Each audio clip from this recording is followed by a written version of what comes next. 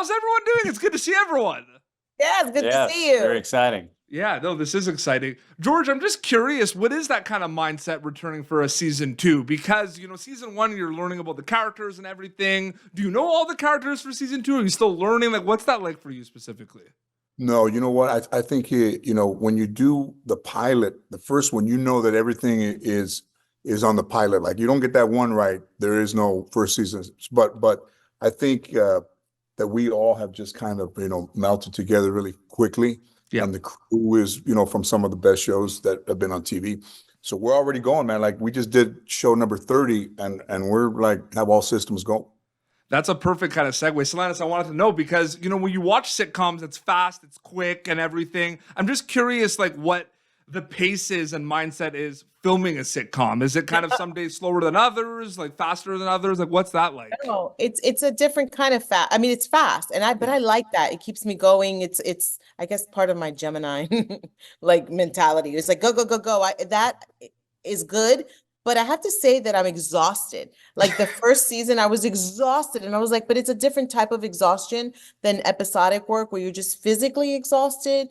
And all the things here, I find that my brain gets tired because you just have to be so quick and so on. So I don't know how comics do it, like stand-up comics do it all the time, because it really is, by the time Friday comes, it's mush. Yeah. It really is mush up there.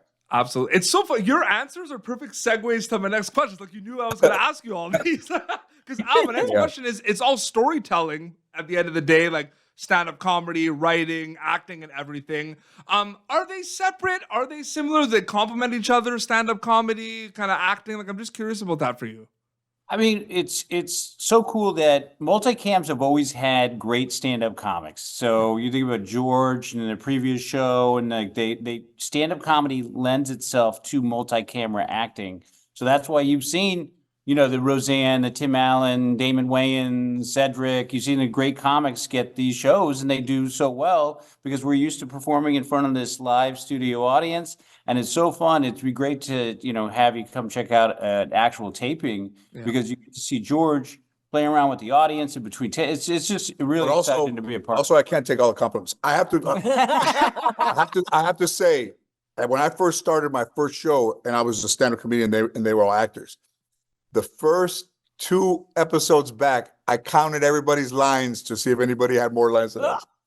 And then I thought, this is some crazy stuff I'm doing. So then I stopped doing it. But you could, and also I think that the president of Warner Brothers told me when I went to complain about something, he said, you could take 2 roads. You could take the road that takes you back to your show, or you could take the road where you become a crazy actor and you think everyone is out to get you.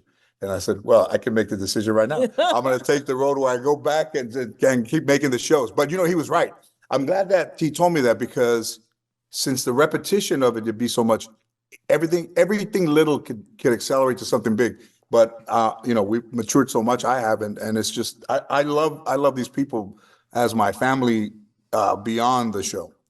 So the life of an actor is really kind of on to the next and everything, and it's different worlds, different like characters. But I'm just curious, like how separate are those worlds for you specifically? Like, are there some kind of elements from Orange is the New Black that you bring to Lopez versus Lopez, or are they kind of separate? I'm just curious about that.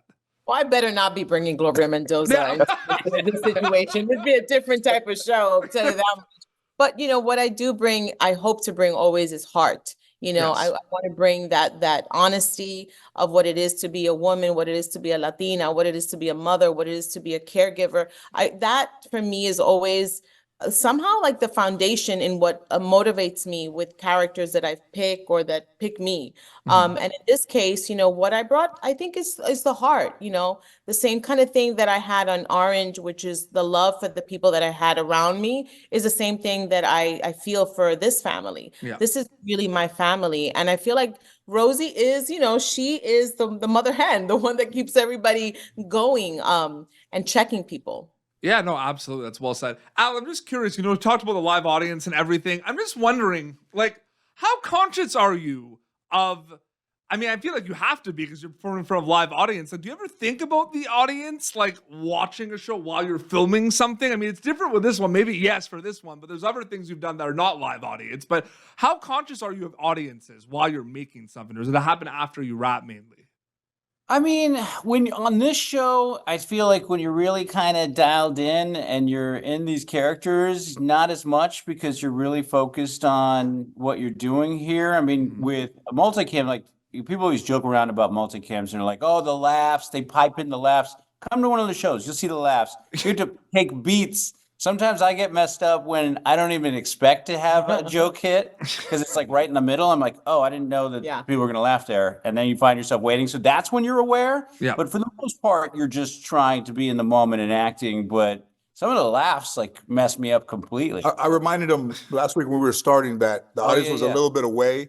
So I said, they're a little bit away. So be conscious that they have to look at it on the screen, then you know, take it in, and you know, when you're further away, and then this just becomes a second nature. Yeah, you want to go order dinner? I wait. The whole set looked as Wes Anderson diorama, you know, that they're next to each other, and we were all down at the end. So he looks at me like he goes, pause a little bit longer, and sure enough, No, absolutely. And last quick question for George specifically before we wrap up. I mean, you know, I always watch sitcoms, you know, they have a lot of laughs and everything. They're over the top, but they have heart. They tackle really important issues. Have you always seen the sitcom with a serious undertone specifically?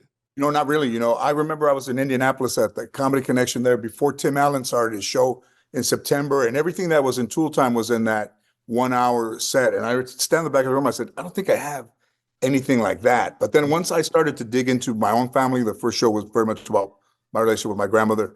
And I think the ones that have been able to last, and, you know, thankfully it's still on, it's on Peacock, are the ones where you give, and then you hire actors that will give, and people that are not uncomfortable exposing, you know, a side that you wouldn't normally see in a multi-camera sitcom. Absolutely. Season 2 of Lopez vs. Lopez is premiering Tuesday, April 2nd on NBC. Back-to-back episodes, 8 and 8:30. Thank you all for your time. It was so great chatting with you all. Thank you for tuning in to Popternative. Make sure to check out our past episodes of Popternative on YouTube. This has been an Autograph Communications production.